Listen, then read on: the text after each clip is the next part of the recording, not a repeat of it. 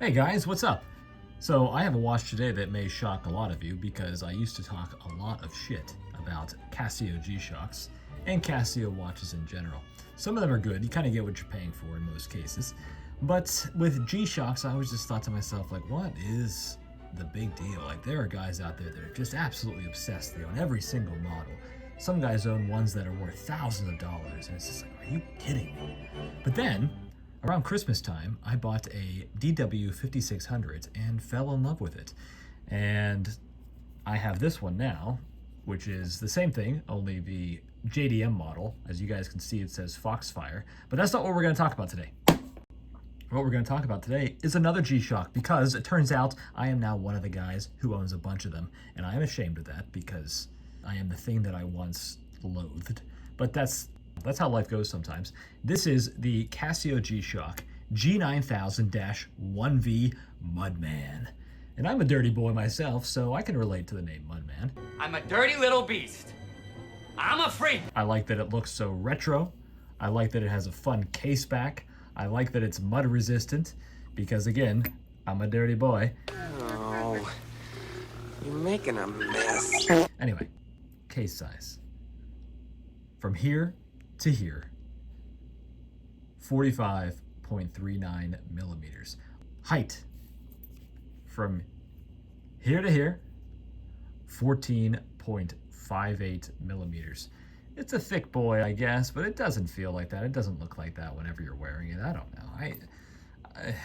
Of all the measurements, I do think that maybe height is the one that guys freak out the most over. I don't own a Tudor. I don't care about owning a Tudor. But every time I read an article about a Tudor, the only thing that guys are talking about in the comments is it's too thick. When are they going to learn to make it thinner? It's like, God, my God, who cares? I don't understand it. I don't understand it.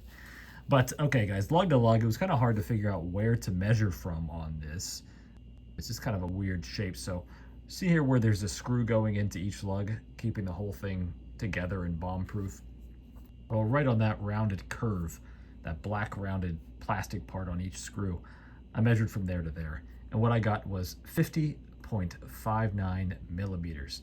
The strap width doesn't really matter because you're never going to change it, but I measured it anyway. And so from here to here, it is 24.19 millimeters, and the water resistance on this bad boy is 200 meters. So what do I like about this watch? I like almost everything. There are almost no cons. I mean, really the only negative thing that you could say is that the looks are wild. I mean, it's really not for every day. You can't wear this to work. Maybe you can if you have a good, honest manual labor job, but if you have some soulless corporate job, you probably can't wear this, or everyone's going to be like, That watch costs more than your car. I just think it's really charming. It's old-fashioned. It's like taking that 80s aesthetic and just making it as tough as you possibly can. So you get one of these guys, you know, you change the battery once every few years and it's going to last you for the rest of your life. I just don't see what you could possibly do to f it up, really. A lot of guys, I watched a few other reviews of this watch before I bought it, and I bought it on Amazon. That's another thing that's good about it, is I bought it on Amazon for, I think, $80. And that's, I don't know, I think usually it's more expensive than that, but just watch eBay, watch Amazon. Every once in a while it's going to be in the $70, $80 range, and I do think it's definitely worth that. But what a lot of guys in other reviews were complaining about, because everyone's a whiny bitch, is that the buttons are hard to press. And I don't know what to say about that other than, you know, I'm not a very big guy. I've always been very thin. I'm pretty short, all things considered. And I have a micro penis. And I just think that the buttons are fine. Here, for instance, mode. Boom. Let's see. Mode again. Da-da-da. Da-da-da. Da-da-da. I don't know. I think maybe they need to do more hand gripper exercises, maybe some dead hang, something to improve their grip strength, because I just think that the buttons are fine. In fact, I would say that they're much easier to press than this button on the DW5600. This button up here on the DW5600, I find it to be nightmarish. It's set deeper. You guys can see that, right? It's set deeper than the other buttons, and pushing it is, oh, it's a goddamn bitch. I managed to do it there, but all the time, whenever I'm trying to do that, it is a struggle. I'll get into some of the functions here. It reminded me whenever I went through it. But the stopwatch is probably my favorite, and that's because it has an interesting thing that I haven't seen on any other watch ever. And that is whenever you're on the stopwatch function, by the way, It says the current time up there in the top, which I still like. It doesn't matter what screen you're on. It still tells you what time it is up there. Very, very useful. From what I understand, a lot of G-Shocks aren't like that, and I just think that's an insane thing to get rid of. But anyway, on the stopwatch, if you turn it to stopwatch and then you hit reset once, now you got this -5 up here. And I was like, what's that -5? Please tell us. Please tell us, stranger on the internet. Well, I will tell you. You hit start now, and it starts counting down.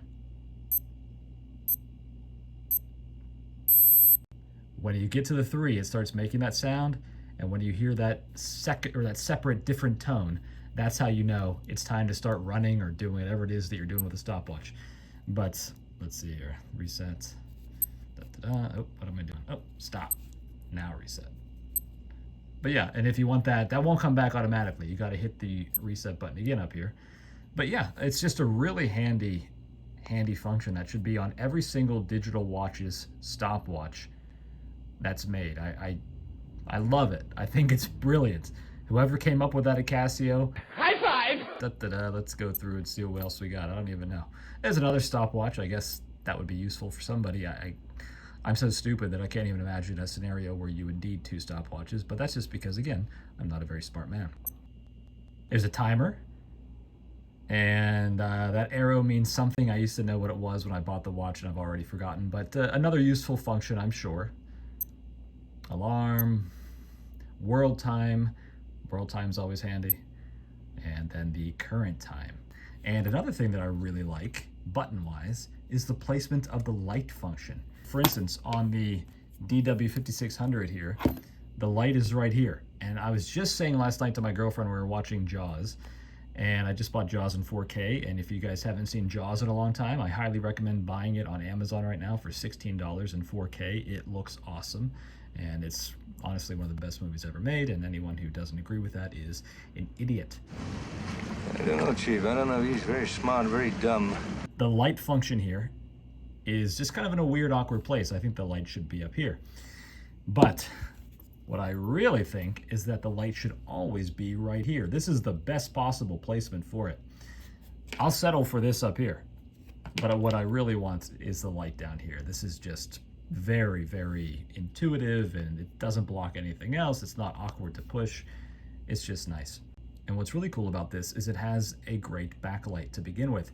None of that modern LED crap, just old-fashioned electroluminescence, kind of like Indiglo on a Timex.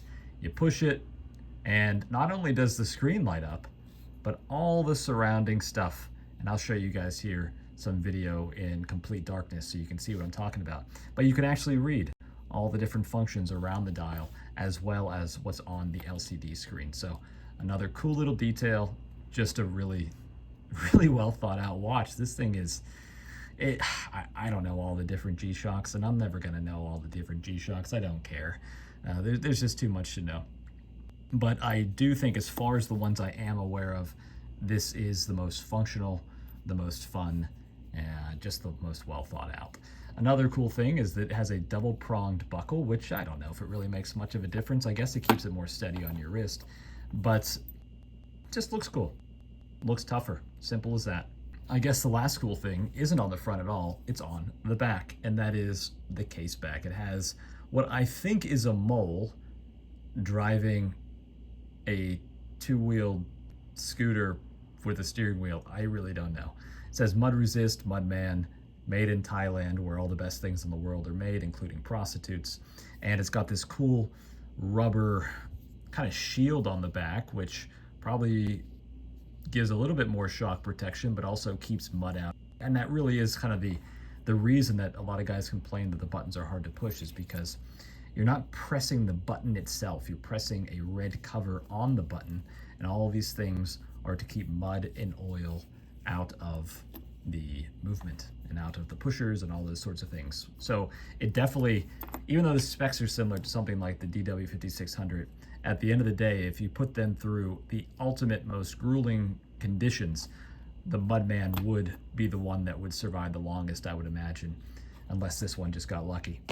I don't think they even make them anymore. There's enough of them out there so you can definitely still get one at a decent price.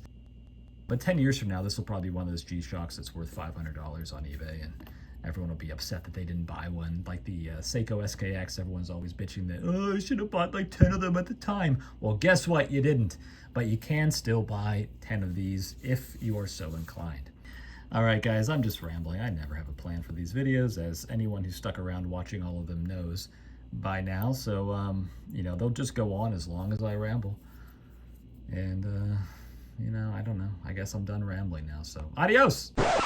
Do not get into watches.